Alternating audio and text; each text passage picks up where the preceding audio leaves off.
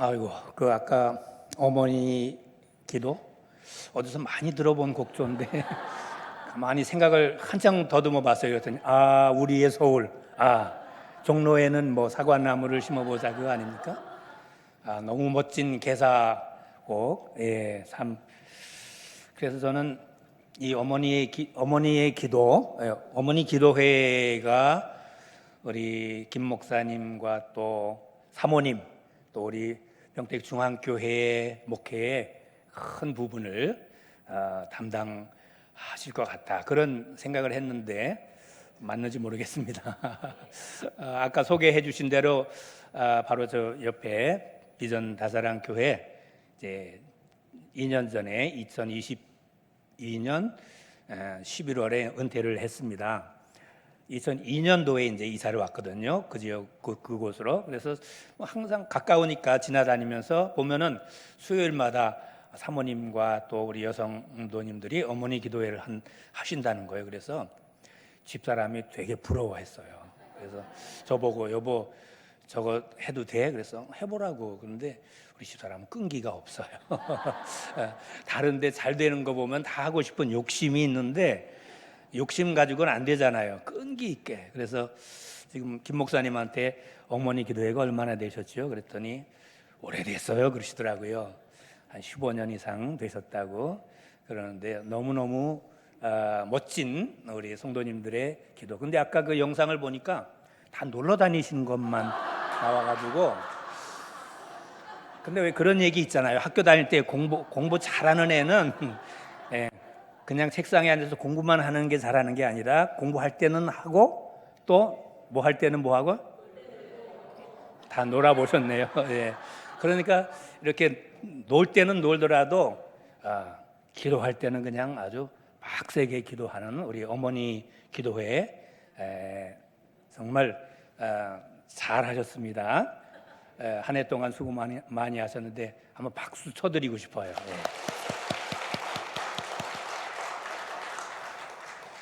성탄절을 이제 우리가 이번 주에 맞이하게 되는데,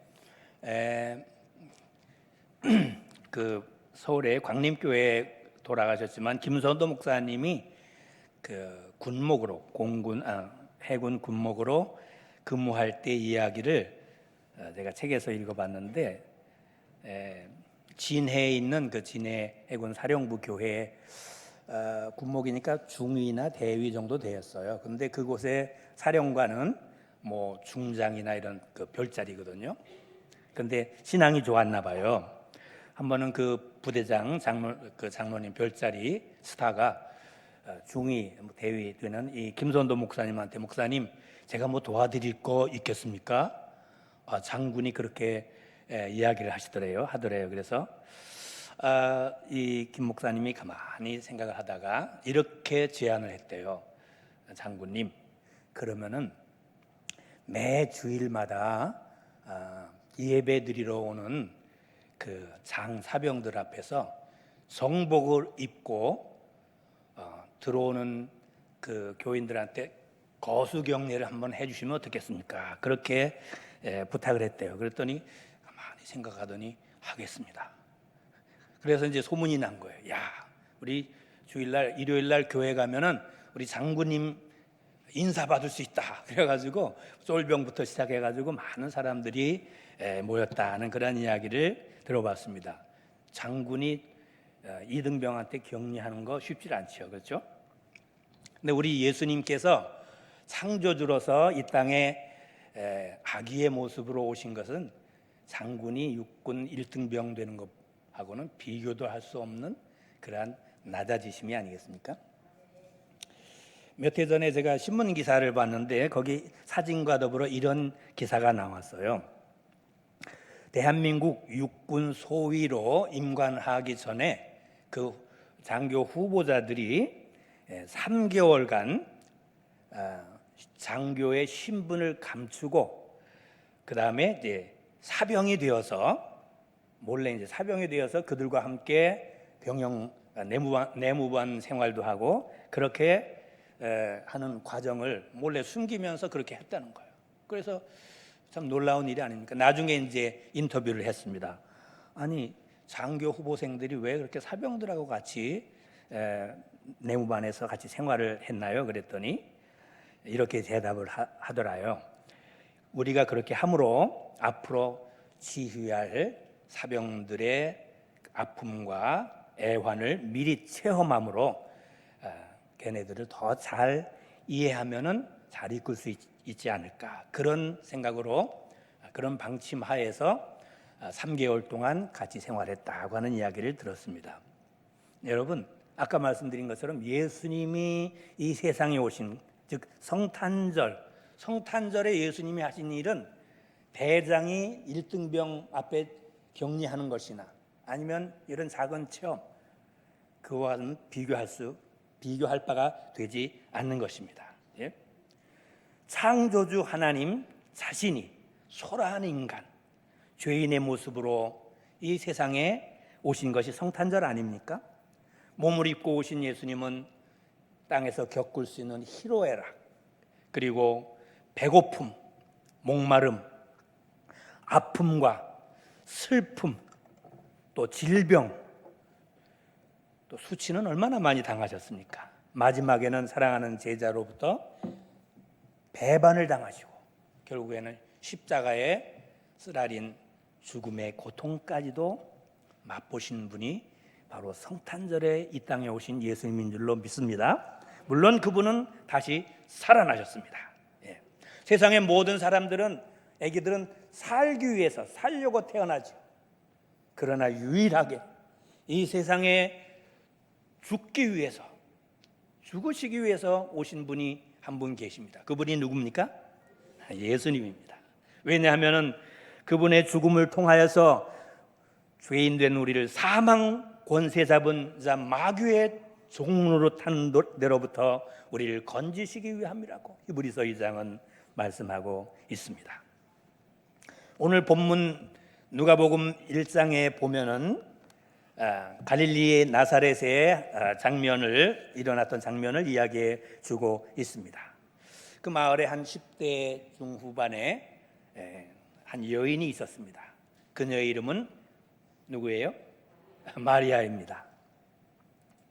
어떤 사람이 이렇게 물었대요. 아기 예수님이 왜 마구간에서 태어났는 줄 아니? 그랬더니 왜? 그랬더니 어머니가 마리아 그러더래요. 그건 아닙니다. 예. 예수님의 어머니가 말은 아니죠. 예. 이런 걸 좋아하시는구나. 근데 이런 거는 안 잊어버려야 되는, 잘 안 잊어버리시더라고요. 이 마리아, 그녀는 마을의 청년인 요셉과 정혼을 했죠. 이스라엘 풍습에 의하면은 정혼 기간이 약 1년 정도 되는데, 물론 같이 살지는 않지만은 결혼과 같은 그러한 효력이 정혼에 있다고 그러지 않습니까? 아마 약혼을 경험해 보신 분은 계시기도 하고 안 계시기도 할 거예요. 저는 그냥 약혼 없이 이제 결혼을 한 케이스인데, 만약에 한 1년 정도 약혼 기간을 가지고 서로 교제하면서 음식도 먹고 이런 즐거운 경험을 하는 것은 평생 잊혀지지 않을 거예요. 그렇죠? 이 나사렛의 어린 소녀였던 마리아도 마찬가지예요. 예? 그 동네에 앞으로 신랑이 될 정혼한 요셉, 생각만 해도 가슴이 벅차고 1년 후에 결혼 생활할 그런 아름다운 꿈에 부풀어 있던 바로 그 시기가 아니었겠습니까? 예. 잘 살진 못했어도 남편 된 요셉과 더불어 정직하게 하나님 앞에 의롭게 살아왔고, 또 앞으로 결혼해서 살아갈 그런 결혼의 그 장래의 삶은 커다란 행복이 아닐 수가 없었을 것입니다. 자, 그럼 꿈의 시절을 지내던 이 두 사람에게 일어난 본문의 사건이 뭡니까? 어느 날 누가 마리아를 찾아왔어요. 예, 문 앞에 누가 서 있는데 마리아는 정혼한 나의 그 남자 요셉이 아닌가 보니까 아니에요. 예, 기쁜 소식을 전하는 가브리엘이 찾아왔습니다. 은혜를 받은 자여 평안할지어다. 주께서 너와 함께 하시도다. 28절 인사를 합니다. 당황하는 마리아에게 무서워하지 말아라. 내가 하나님께 은혜를 받았다. 네가 잉태해서 아들을 낳을 거다. 그 이름을 누구라 하라고요? 30절과 31절 아들의 이름을 이야기해 주는 거예요. 또 그 아이가 지극히 높으신 이의 아들이라 일컬음이 되고 조상 다윗의 집에서 영원히 왕노릇 하리니 그 나라가 무궁하리라고 33절에 이 가브리엘이 계속 이야기를 합니다. 이해가 안 되는 거예요. 말이 안 되죠. 얼마나 당황했겠습니까? 내가 아이를 낳는다고? 아직 정혼기간 남자와 가까이 한 일이 없는데 어떻게 이런 일이? 그래서 대답을 합니다. 묻습니다. 아니 내가 수태하여 아들을 낳는다고요? 처녀인 그녀로서는 감당하기 어려운 이야기였을 것입니다. 그래서 마리아는 용기를 내어서 34절에 그럴 수가 없다고 강하게 어필을 하죠. 나는 남자를 알지 못하니 남자와 관계를 한 일이 없으니 어떻게 내가 잉태할 수가 있느냐. 그럴 수 없다. 그랬더니 천사가 물러서지 않고 마리아에게 계속 이야기를 합니다. 비슷한 이야기가 마태복음 2장에도 나옵니다. 마리아의 남편 될 요셉에게도 천사가 나타났습니까? 안 나타났습니까? 생시에 나타났습니까? 꿈에 나타났습니까? 꿈에 현몽하여 이렇게 내 안에 마리아 데려오기를 두려워하지 말아라. 그러면서 꿈에 얘기합니다.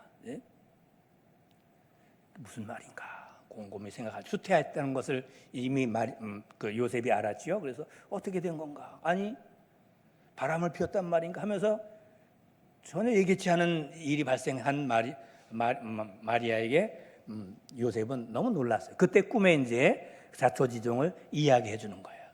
그래서 그랬구나. 그래서 이제 그 아이를 낳을 때까지 마리아를 데려와 보호는 했지만은 동침하지는 않았다. 그리고 이제 그 아이를 낳아서 예수라 이런 이름을.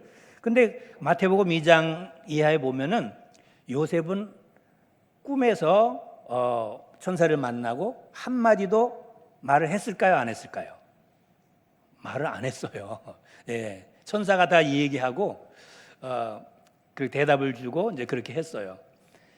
그 일이 이제 마태복음에 보면 좀 나오죠. 아기가 났어요. 그랬더니 또 막 헤롯이 죽이려고 하니까 꿈에 현몽하여 말하되 이집트로 도망가라. 그래서 데리고 도망갔죠.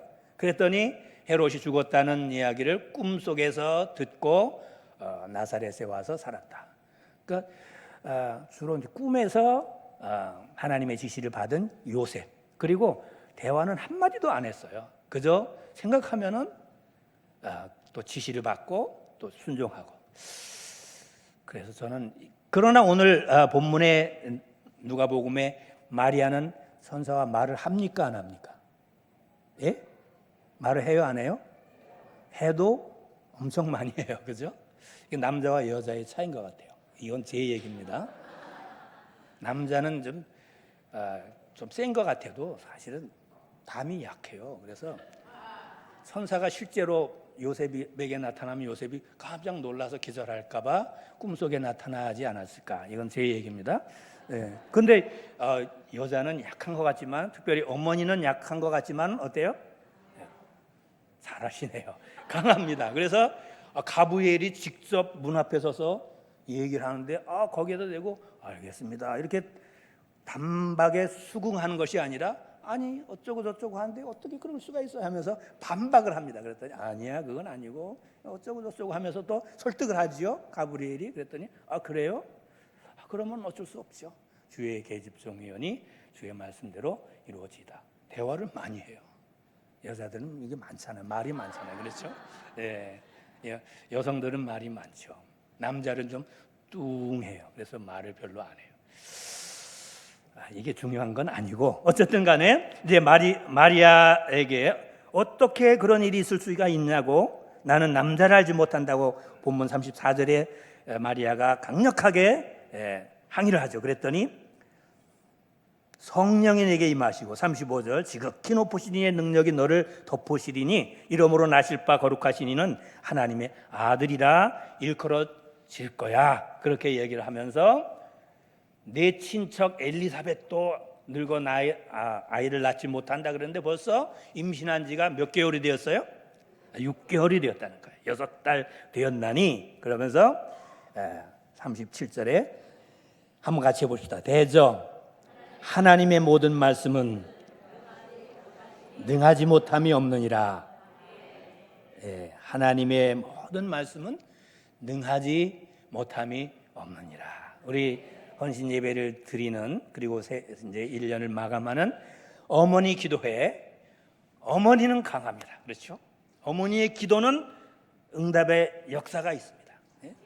바로 특별히 마리아와 같은, 마리아가 받아들였던 하나님의 이 말씀을 가지고 내년에도 2025년에도 간구한다고 하면 여러분들을 통해서 하나님이 놀라운 응답의 역사를 이루실 줄로 믿습니다. 대저 하나님의 모든 말씀은 능하지 못하심이 없느니라. 그랬더니 마리아는 더 이상 할 말을 잃었어요. 난 처녀인데 어떻게 아이를 낳을 수 있어요? 처녀라고 하는 말이 2번씩이나 반복이 되고 있죠. 나는 남자를 알지 못하니, 그 말은 아직 결혼 생활 전인데 어떻게? 그때 하나님의 성령이 또 지극히 높으신 이의 능력이 너를 덮으실 거야. 그래서 네가 하나님의 아들을 잉태하게 될 것이고, 대저 하나님의 모든 말씀은 하나님이 한번 그렇게 하시겠다고 약속한 말씀은 능하지 못함이 없는 것을 믿으란 말이야. 오늘 저와 헌신 예배 드리는 어머니 기도회 모든 회원 여러분들이 하나님의 말씀을 굳게 붙잡고 나가는 새해가 되시기를 축원합니다. 사실 어머니가 얼마나 중요합니까? 태아에게나 태아 교육이라는 게 있죠. 아직 태어나기 전에 태아나 또는 태어나서 젖을 물리는 유아기에 있어서 어머니의 존재는 태아나 유아들에게 절대적이죠. 그렇죠? 그래서 뭐 2년, 3년 그 사이에 태어나서 그 기간이 정말 중요해서 평생을 그 아이를 좌우한다 그러잖아요. 아기 예수님이 아기로 태어나셨어요. 그렇죠? 근데 만일 어머니가 되는 마리아가 예수님이 자라날 때, 모태뿐 아니라 이제 잉태돼서 태어나서 자랄 때 어머니가 마리아가 막 집에서 투정을 부리거나 바가지를 긁는다거나 아니면 또 막 안 좋은 말, 험한 말, 욕을 막 한다거나 또 막 누굴 때린다거나 이웃과 더불어 싸운다거나 아니면 막 드링킹을 하고 그냥 주정을 한다거나 그런 어머니들 있을 수 있죠. 그런데 만약에 마리아가 그랬다 그러면은 그 예수님이 욕하시는 예수님 우리가 상상이나 해볼 수가 있겠습니까? 없죠. 애들은 배우더라고요. 저희 애도 큰애도 막내를 이제 우리가 개척교회를 하면서 힘들 때 그 집사람 친정이 전북 그 전주가 아니고 남원이에요. 그래서 거기 언니들 있어가지고 방학 때 이제 막 가서 몇 개월씩 지내고 오면은 이제 평택역에 가서 데리러 오면은 아이 꼬마들이 막 전라도 사투리를 막 해요. 경기도에서 태어난 아이들이 몇 개월 그 이모네 집에 가서 있다가 오니까 그 지방 사투리를 막 배워가지고 이야기하는 게 참 신기하기도 하고 재미있기도 하고 잘 배우는 것 그게 애들 아닙니까? 그렇다고 하면은 이 아기 예수님, 구원자 예수님을 때가 되어서 여자의 몸에서 나게 하셔야 되는데 누구 집에 어느 태를 빌어서 어떤 여인에게서 아이를 예수님을 이제 잉태하고 태어나게 하는 것 그리고 자라나게 하는 것은 하나님 아버지에게 있어서도 중요한 일일 거예요. 그렇죠? 다 알아서 뭐 하시겠지 뭐 그럴 수 있죠. 그러나 조금 생각해 보면은 그래도 하나님께서 신경을 안 쓰셨겠어요? 하나님의 관심이 있었을 거라고 생각이 됩니다. 그런데 누가 선택이 되었어요? 마리아. 그 지역의 갈릴리 나사렛 지역을 비롯하여 유다 또는 예루살렘 지역에 얼마나 많은 여인들이 있었겠습니까? 마리아는 별로 스펙이 좋지 않아요. 그렇죠? 가문도 별로 좋지 않아요. 그러나 그 당시에 뭐 지식층의 자제라든지 또는 뭐 대제사장 가문이라든지 이런 좋은 가문 출신도 있었을 것이고, 아니면 해외 유학파, 로마에 가서 공부하고 온 그런 유학파 여성도 뭐 있을 수가 있었을 것이고, 아니면 미모가 뛰어나서 미스 예루살렘 뭐 이런 처녀도 있었을 것이고, 예? 그래서 아무개처럼 아빠 찬스를 그렇게 사용해서 자신을 드러낼 만한 그런 여성들도 없지 않았을 터인데, 그러나 이 마리아에게는 그 모두가 하나도 해당이 안 됐어요. 스펙도 그렇고 뭐 미모는 모르겠습니다만은 가문이라든지 재산, 그렇죠? 예. 그런데 이 여인이 선택이 되었어요. 하나님께서 그의 소중한 아들 구원자 예수를 잉태하게 하고 어린 시절을 살아나게 해서 그 소중한 영향력을 받을 수 있도록 선택을 받은 여인이 바로 마리아 그리고 요셉이 아니었겠습니까? 30절에 은혜를 받은 자여 평안할지어다 주께서 너와 함께 하신다. 무서워하지 말라. 내가 하나님께 은혜를 입었다. 30절, 28절. 평안하라. 그리고 하나님께 은혜를 받은 여자가 바로 당신이다. 왜 그런 이야기를 했을까요?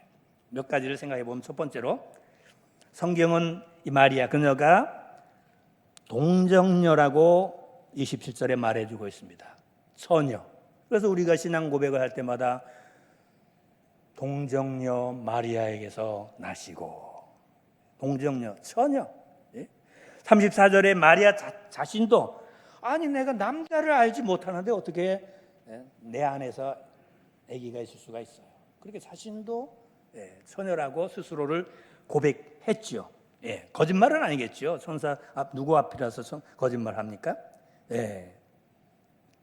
만약에 이 여인이 아무리 믿음도 좋고 모든 면에 있어서 출중했다 할지라도 처녀, 이미 처녀가 아닌 남녀 간에 요즘에 그런 건 많잖아요. 그런 관계를 이미 가졌다고 하면은 하나님이 다 용서해 주시고 예수님을 보내셨을 것 같아요? 아니면은 뭐 이렇게 고개를 저으셨을 것 같아요? 전자요, 후자요? 어떻게 그렇게 물어보셨나요? 하나님 앞에? 네, 그렇죠. 네, 하나님 결코 그렇게 하시지 않았을 거라고 생각이 됩니다. 네, 시대는 많이 지났지만 2000년이 지났지만은 오늘날 특별히 결혼 정년기 아니면은 청소년 젊은이들이요. 하나님은 하나님의 법을 따라서 살아가는, 하나님의 뜻에 순종하며 살아가는, 그의 말씀을 따라 순종하는 사람들을 기뻐하시고 사용하시는데, 그것은 바로 마리아나 요셉처럼 이 세대를 물들지 아니하고 정결한 자신을 영적으로 육체적으로 정결함을 지킬 수 있는, 순결을 지킬 수 있는 그러한 사람들을 기뻐하시는 줄로 믿습니다. 목사님 지금이 어느 시대인데 21세기 포스트 모더니즘의 시대인데 그 고리타분한 그런 얘기를 하냐고요, 여러분? 아니, 하나님께 그게 고리타분한 이야기입니까? 아닙니다, 여러분. 세상 사람들은 다 그렇게 이야기한다 할지라도 노면 아니면 노라고 말할 수 있는 그런 사람을 하나님이 붙잡아 주시는 줄로 믿습니다. 세상 사람들이 다 그런 비뚤어진 길, 도덕적으로 기울어진 타락한 길로 간다 할지라도 우리는 로마서 12장 2절의 말씀 따라 이 세대를 본받지 아니하고 자신의 하나님 앞에 산 제물로 드리는 그러한 사람들을 기뻐하시고 하나님의 거룩하시고 온전하시고 기뻐하시는 뜻을 우리가 이해하고 그렇게 살아가게 될 것을 말씀하고 있지 않습니까? 그렇습니다. 여러분, 이 시대가 정말 엉터리와도 같고 참 어처구니 없는 그런 시대. 특별히 학교 교육이 우리가 옛날에 받았던 그런 교육이 아니라잖아요. 우리가 학교에서 무슨 일이 일어나는지 아무도 잘 몰라요. 근데 요즘에는 이제 만 19세만 되면은 성년 정령 아닙니까? 그래서 자기 뜻대로 뭐 결혼도 할 수 있고 그런 뭐 주민등록도 나오고 선거권도 있고 그런 시대는 맞아요. 그런데 이런 청년들이 또는 청소년들이 내 몸을 내가 내 마음대로 하는데 왜 거기에 브레이크를 걸고 왜 타치하느냐? 그렇게 막 생각할 수도 있는데 그것은 아닙니다. 성년이 되었다고 해서 자기 결정권을 가지고 자기 몸을 함부로 하고 그 다음에 또 조금 이따 이야기하겠지만 그런 일들을 하는 것은 그건 세상의 풍조에 우겨싸임을 당해서 세상의 풍조가 우리 안으로 들어오도록 허락하는 거예요. 그것은 안 되는 줄로 믿습니다. 이 시대를 본받지 않고 오히려 변화를 받아 하나님을 기쁘시게 해드리는 그러한 어머니들과 또 모든 성도님들과 특별히 청소년들이 되어야 될 줄로 믿습니다. 태아 이제 얘기를 했는데 여러분 세상에서 제일 위험한 곳이 어딘 줄 아십니까? 아프가니스탄 전쟁이 일어나 아니면 북한 인권의 상실지요? 아니면 깽단이 있는 그런 어두운 골목? 물론 그런 곳들도 위험한 곳이겠죠. 그러나 안타깝게도 정말 슬프게도 가장 보호받지 못하고 가장 생명의 위협을 느끼는 것이 태속이라고 하는 거예요. 어머니의 태속. 저항할 수도 없어요. 자기가 주장할 수 있는 결정권도 없어요. 그래서 1년에 뭐 50만 이 많은 태아들이 죽임을 당하는 거 아닙니까? 여러분 생명이 얼마나 귀한 것입니까? 그런 것은 잘못된 거죠. 예수님은 가장 작은 자로 오셨습니다. 작년 이맘때에 그 한 가지 슬픈 소식을 우리가 듣게 되었는데 그건 뭐냐면 안양 샘병원의 원장님이었던 그리고 행동하는 프로라이프 태어나기 전에 그런 삶 프로라이프라는 뜻이 되겠죠. 공동대표였던 박상은 장로 의학 박사입니다. 이분은 목사님 아들이기도 했는데 저하고 나이가 같더라고요. 이분이 작년 2023년 11월 5일 베트남 다낭에서 의료 선교 활동을 한 주간 동안 하시다가 현지에서 심장마비로 세상을 떠났어요. 의학 박사인데 그렇게 의료가 필요한 지역에 가서 선교 의료 봉사 활동을 하다가 심장마비로 세상을 떠나신 박상은 원장님, 그분의 몇 해 전에 쓴 칼럼을 제가 기억합니다. 제목은 이거예요. 예수님도 낙퇴될 뻔.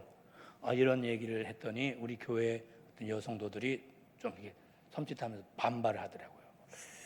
목사님 그게 가능할까요? 그런 칼럼이 가능할까요? 좀 이렇게 저에게 좀 도전하는 그런 느낌을 제가 받았어요. 제목이 뭐라고요? 예수님도 낙퇴될 뻔. 그분은 이렇게 칼럼을 시작합니다. 예수님은 언제 이 땅에 오셨을까요? 사람들은 크리스마스를 떠올리겠지만 실은 그로부터 9개월 전 아기 예수는 작은 태아의 모습으로 깜깜한 마리아의 자궁 속에 오셨습니다.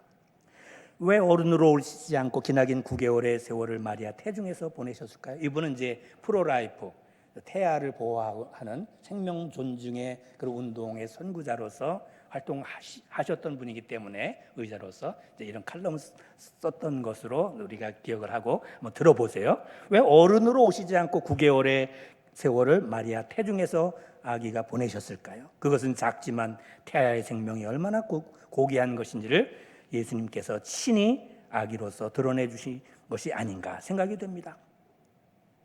마리아와 동침하지 않은 정훈한 요셉의 입장에서는 자신의 아기가 아니라는 이유로 또는 원치 않는 임신이라는 이유로 당시 상황에서 낙퇴될 수도 있었겠지만 그 당시 뭐 그렇지만 현대 상황으로 보면 그렇죠. 분명히 내 아이 아니야. 또는 우리가 지금 형편도 그렇고 원치 않나. 그래서 낙태될 수도 있었지만은, 그러나 마리아와 요셉은 임신을 지속하여서 우리의 구세주가 탄생하게 되신 것입니다. 그래서 예수님도 낙태될 뻔이라는 그러한 제목이 그 칼럼에 붙어 있는 것이죠. 만약에 그랬다면 정말 있을 수도 없고 있었어도 안 되는 끔찍한 그러한 일들이 아니었을까요? 이 세상에서 가장 연약한 자가, 또 가장 작은 자가 바로 태아라, 그런 내용을 쭉 이분이 이야기를 하고 있습니다. 예. 그 말씀은 그만큼 드리죠. 어쨌든 한번 같이 해보죠. 태아도 생명이다. 네. 성경 예레미야 1장 5절에 예레미야 선지자는 이렇게 고백을 합니다. 내가 너를 모태에 짓기 전에 너를 알았고, 내가 배에서 나오기 전에 너를 성별하였고, 너를 여러 나라의 선지자로 세우느니라. 예. 모태에 짓기 전에, 배에서 태어나기 전에 선지자를 선택했다는 것. 시편 139편 13절에도 주께서 내 내장을 장부를 지으시며 나의 모태로부터 나를 만드셨나이다. 나의 형질이 모태에서 이루어지기 전에 주님의 눈이 보셨으며 나를 위하여 정한 날이 하루도 되기 전에 주님의 책에 다 기록이 되었나이다. 제가 벌써 한 10여 년 된 것 같아요. 어떤 TV 뉴스를 보는데 오늘 12월 정도 됐던 것 같아요. 강원도 강릉의 어떤 남자 청년하고 이제 그 기자가 인터뷰를 하더라고요. 근데 그 내용이 뭐냐면은 그 청년은 주유소에서 아마 이렇게 주유를 하는 일을 했던가요? 자기는 죽을 뻔했다는 거예요. 그래서 왜 그러냐 그랬더니 사실은 자기 엄마의 뱃속에 쌍둥이가 들어섰는데 엄마가 그걸 지운 거예요. 그래서 하나인 줄 알고 하나만 지운 거예요. 근데 자기가 남아서 태어났다는 거예요. 그래서 나는 죽을 뻔했다는 거예요. 웃을 수도 없고, 이거 참 얼마나 심각한 얘기야. 예? 지금은 그렇게 얘기하려는지 모르지만 이건 정말 엄청난 이야기 아닙니까? 그렇죠? 우리가 너무 쉽게 생각하면은 안 된다는 거예요. 성경은 분명히 말합니다. 모태에서 주님이 나를 만드시고 나의 모든 세포와 신경과 이런 것들이 생기기 이전에 하나님은 보셨고 아셨을 뿐 아니라 이 땅에서 내가 태어나 하루를 살기 이전에 이미 나의 모든 전생애가 하나님의 책에 다 기록이 되었다고 하는 것을 볼 때 생명은 하나님의 소유요. 그 주장하실 수 있는 생명의 주인은 하나님이시지 우리가 아니고 자신이 아니고 부모된 사람들도 아니라고 하는 사실을 우리가 그리스도인으로서 특별히 경각심을 가져야 될 줄로 믿습니다. 어쨌든 우리는 이 시대의 풍조를 담대하게 그건 아닙니다 라고 말할 수 있는 그리스도인들 되시기를 축원합니다.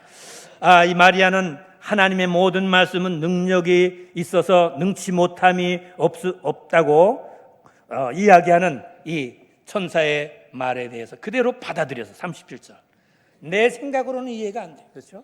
나는 남자를 알지 못하는데 결혼도 하지 않았는데 어떻게 아이를 낳을 수 있냐. 그랬더니 여차저차 하면서 가브리엘이 이야기해 줄 때 그 다음 38절에서 그렇게 고백을 하지 않나요? 한번 저와 같이 해보십시다. 주의 여종이오니 하나님의 말씀대로 내게 이루어지기를 바랍니다. 오늘 헌신 예배를 드리는 우리 어머니 기도회 모든 회원님들에게도 마리아의 이와 같은 고귀한 신앙을 가지고 새해에도 더욱 기도에 힘쓸 수 있기를 바랍니다. 모든 성도님들을 비롯하여서 마리아는 하나님의 말씀대로 나에게 이루어지기를 원합니다라고 하는 이 고백 속에는요, 이건 정말 위험한 그런 일들이 있을 수도 있다는 거예요. 왜냐하면은 마태복음 2장에서 이미 그 자기와 정혼한 남편들 요셉에 대한 얘기를 했잖아요. 나 몰래 임신했네. 그럼 오해를 받아서 그래서 심지어는 요셉이 가만히 뭐 하려고 그랬어요? 관계를 끊으려고 했어요. 수치를 주고서 그냥 나는 아무 잘못 없다 그렇게 헤어질 수도 있었지만은 수치를 주기 싫어서 의로운 요셉이라서 가만히 끊고자 했을 때 천사가 현몽했듯이, 그러니까 약간만 핀트가 안 맞으면은 이 마리아는 사랑하는 그 대신 요셉으로부터 이제 버림을 받을 수 있는 위험이 있었던 거예요. 어디에 있어요? 주의 여정이오니 주의 말씀대로 되기를 원합니다. 오늘 우리가 신앙생활하는 데 있어서 정말 타협하지 아니하고 말씀 붙잡고 기도하며 나갈 때는 이런 어려움과 위험이 있을 수가 있어요. 믿지 않는 남편이 당신 계속 그렇게 내 뜻을 어기고 교회 나가려고 그러면 나간다면 관계 끝내자, 그런 말을 들을 수도 있죠. 그렇죠? 그때 아유 이거 그러면 안 되지, 이혼하면 안 되지. 그리고는 알았다, 그럼 될까요? 안 되죠. 제가 전에 교육 부목으로 있을 때 어떤 가정을 신방했는데 전도하면서 이제 갔어요. 그랬더니 어떤 아주머니가 예수를 믿으라고 이제 전도를 하니까 자기도 사실 처녀 때 교회 다녔다는 거예요. 아 근데 왜 지금 계시냐 그랬더니, 그냥 안 나오고 계시냐 그랬더니 우리 시어머니가 결혼할 때 그랬다는 거예요. 내 눈에 뭐가 들어오기 전에는, 흙이 들어오기 전에는 너는 교회 가면 안 돼. 그래가지고 수십 년이 지났는데 지금도 교회를 못 나가고 있는 거예요. 그럴 때는 얼른 어떻게 해야 돼요? 시어머니 눈에다가 흙을 이렇게 뿌리는. 예. 여러분, 이게 참 그럴 때 어떻게 해야 됩니까? 예? 그럼 결혼 못해요. 내가 당신 아들하고 결혼 못하면 못했지 어떻게 내가 예수를 버릴 수가 있어요? 그럼 나 그만두겠습니다. 그러면은 알았어, 알았어. 그리고 허락할 수도 있고 안 할 수도 있지만은 설혹 결혼이 성립이 안 된다 할지라도 그와 같은 담대한 믿음을 가져야 되는 거죠. 그게 신앙의 결단이고 때로는 위험성이 있더라도 그렇게 나가기를 원하시는 줄로 믿습니다.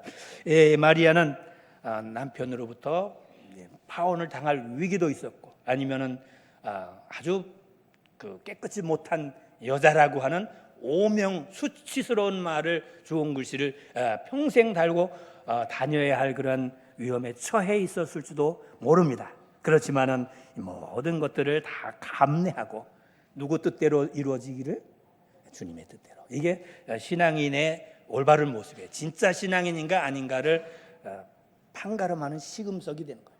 내 뜻은 이렇지만은 그러나 누구 뜻대로 되기를 바란다고요? 그게 누구의 기도였습니까? 예수님의 기도. 겟세마네 동산에서 아버지여 할 수만 있으면 하면서 잔이 떠나기를 원했지만 그러나 나의 뜻대로 마옵시고 아버지의 뜻대로 되기를 원합니다.